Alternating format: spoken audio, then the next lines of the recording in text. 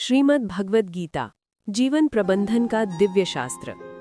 श्रीमद् भगवद गीता केवल एक धार्मिक ग्रंथ नहीं है, बल्कि ये मनोविज्ञान यानी साइकोलॉजी और जीवन प्रबंधन की पहली पाठशाला है। जब कुरुक्षेत्र के मैदान में अर्जुन अपनों के मोह में फंसकर शस्त्र त्याग देते हैं, तब श्री कृष्ण उन्हें कर्म का वो पाठ पढ़ाते हैं जो आज हजारों साल बाद भी उतना ही प्रासंगिक है। कर्म का सिद्धांत, फल की चिंता का त्याग। गीता का सबसे केंद्रीय उपदेश है कर्मण्ये वाधिकारस्ते मा फलेषु कदाचन। इसका अर्थ है कि मनुष्य का अधिकार केवल कर्म करने पर है, उसके फल पर नहीं। आज के समय में तनाव का सबसे बड़ा कारण ये है कि हम काम शुरू करने से पहले उसके परिणाम यानी रिजल्ट के बारे में सोचने लगते हैं। जब परिणाम हमारी उम्मीद के मुताबिक नहीं होता तो हम अवसाद में चले जाते हैं। श्री कृष्ण सिखाते हैं कि कर्म को ही पूजा बना लो, फल स्वतः ही ईश्वर के विधान से प्राप्त होगा। मन पर नियंत्रण सबसे बड़ी जीत। श्री कृष्ण कहते हैं कि जिसका मन उसके वश में नहीं है, वो उसके लिए शत्रु के समान कार्य करता है। मन चंचल है, हवा की तरह इसे पकड़ना मुश्किल है, लेकिन अभ्यास और वैराग्य से इसे नियंत्रित किया जा सकता है। एक नियंत्रित मन ही शांति और सफलता का द्वार खोलता है। जीवन की कठिन परिस्थितियों के लिए 30 महाउपदेश। नीचे उन सूत्रों की विस्तृत व्याख्या दी गई है जो मनुष्य को हर मुश्किल से बाहर निकाल सकते हैं। सावधानी और परख, प्रिकॉशन एंड डिसर्नमेंट। अत्यधिक मिठास से बचें। कलयुग में जो व्यक्ति बहुत अधिक प्रशंसा और मीठा बोलता है, वो अक्सर स्वार्थ से प्रेरित होता है। श्री कृष्ण कहते हैं कि नीम कड़वा है पर रोग काटता है। उसी प्रकार सच्ची सलाह कड़वी हो सकती है, लेकिन चापलूसी विनाशकारी होती है। आंखों देखी पर तुरंत भरोसा न करें। सत्य के कई पहलू होते हैं। कभी कभी जो हमें दिखाई देता है वो केवल भ्रम होता है। बुद्धि का प्रयोग कर गहराई से जांचना ही समझदारी है। भावनात्मक बुद्धिमत्ता, इमोशनल इंटेलिजेंस। क्रोध का त्याग।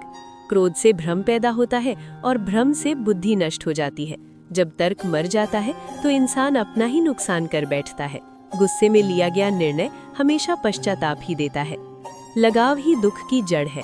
धृतराष्ट्र का अपने पुत्र और सत्ता से अत्यधिक मोह ही महाभारत के विनाश का कारण बना। किसी भी वस्तु या व्यक्ति से उतना ही जुड़ाव रखें जो आपके विवेक को अंधा न करे। अकेलेपन से न डरे। आप अकेले आए थे और अकेले ही जाएंगे। जिसे आप अपना सहारा मानते हैं वो भी नश्वर है। केवल परमात्मा ही शाश्वत साथी है। सामाजिक व्यवहार और संगति। बुरे लोगों की संगति का त्याग। भीष्म और द्रोण जैसे धर्मात्मा भी जब अधर्म के पक्ष में खड़े हुए तो उन्हें दंड भोगना पड़ा। आप कितने भी अच्छे क्यों न हो, गलत संगति आपके चरित्र और भाग्य दोनों को दूषित कर देती है। मर्यादा का पालन। जिस रिश्ते में मर्यादा टूट जाती है वो रिश्ता बोझ बन जाता है। आदर और सम्मान ही किसी भी संबंध की नींव है। मूर्खों को ज्ञान न दे। जो सीखने को तैयार न हो उसे उपदेश देना अपना समय और ऊर्जा व्यर्थ करना है। सफलता के 5 द्वार, the 5 keys to success. Shri Krishna Arjun को बताते हैं कि कोई भी बड़ा लक्ष्य तब प्राप्त होता है जब ये 5 तत्व मिलते हैं। सकारात्मक सोच, पॉजिटिव थिंकिंग। एकाग्रता, कंसंट्रेशन। सच्ची लगन, डेडिकेशन। दृढ़ संकल्प, डिटर्मिनेशन। निरंतर प्रयास, कंटिन्यूअस एफर्ट। गिरकर दोबारा उठने का साहस। काल और मृत्यु का सत्य। भगवान कहते हैं कि मृत्यु अटल है। ये शरीर एक पुराने वस्त्र की तरह है जिसे आत्मा बदल लेती है। जो बीत गया वो मर चुका है। जो आने वाला है वो अभी जन्मा नहीं है, तो चिंता किस बात की। जो हुआ अच्छा हुआ, जो हो रहा है अच्छा हो रहा है, जो होगा वो भी अच्छा ही होगा। ये वाक्य मनुष्य को वर्तमान में जीना सिखाता है। पश्चाताप अतीत का बोझ है और चिंता भविष्य का, जबकि आनंद केवल अभी में है। कलयुग और मानवता का संकट। आज इंसान ही इंसान का सबसे बड़ा शत्रु बन गया है। स्वार्थ की इस दौड़ में लोग मतलबी हो गए हैं। श्री कृष्ण के अनुसार धर्म वही है जो मानवता की सेवा करे। यदि आप समर्थ हैं तो किसी की मदद करना आपका कर्तव्य है, लेकिन उसे एहसान बताकर अहंकार न पालें। भक्ति और शरणागति। अंत में श्री कृष्ण का सबसे बड़ा आश्वासन है सर्वधर्मान परित्यज्य माम एकम शरणम व्रजा। अर्थात सब कुछ छोड़कर मेरी शरण में आओ, मैं तुम्हें सब पापों से मुक्त कर दूंगा। इसका अर्थ ये नहीं कि कर्म छोड़ दो, बल्कि ये है कि कर्म करते हुए अपना अहंकार ईश्वर को सौंप दो। जब आप स्वयं को ईश्वर का यंत्र मान लेते हैं तो असफलता का डर समाप्त हो जाता है। निष्कर्ष, जीवन की दिव्य यात्रा।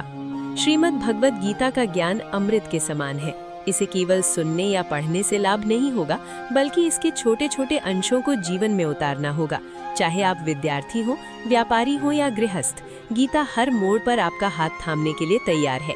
याद रखें, वक्त कैसा भी हो गुजर जाएगा, बस अपने भीतर के कृष्ण यानी विवेक को जागृत रखें और अपने गांडीज को थामे रखें।